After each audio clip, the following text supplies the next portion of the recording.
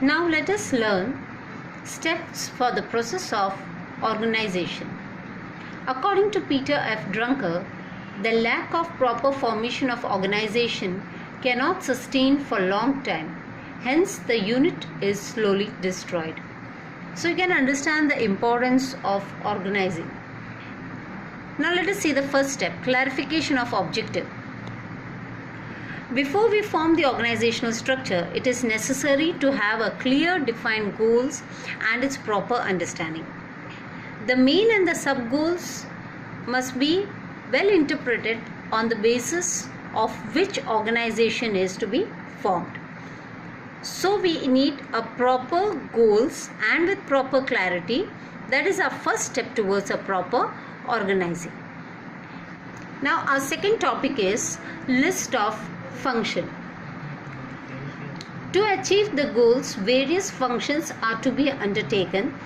A proper list of all those functions is to be prepared and proper care should be taken in order to see that no function is left out nor any function is being repeated. So we have to be clear that it is not being repeated nor any task is being left. Hence the list of function should be prepared on the basis of its proper consideration and the final distribution should be done. Third is departmentation of function. Once the list of function is determined, it is to be classified based on similarities. Various groups of functions are prepared. This is called departmentation. The division is planned according to the nature of unit, geographical area, work area, etc. I hope the departmentation is clear to you. A fourth point is to determine departmental position and the abilities. Once the list of the functions is determined, it is to be classified and that form we say as departmentation. And now once the departments are selected, its head is to be decided. The success of department depends upon the head or the in charge of the department. For example, sales officer for the sale department, purchase officer for purchase department, finance officer for the finance department. The fifth point is the delegation of power and responsibility.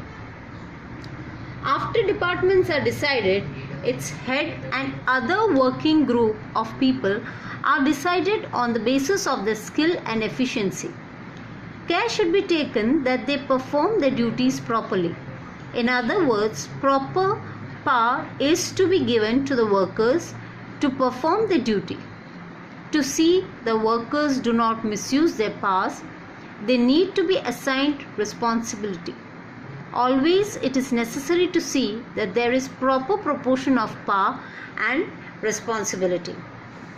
So the main content of it is that we have to see that the proper proportion of power and responsibility is being given to them.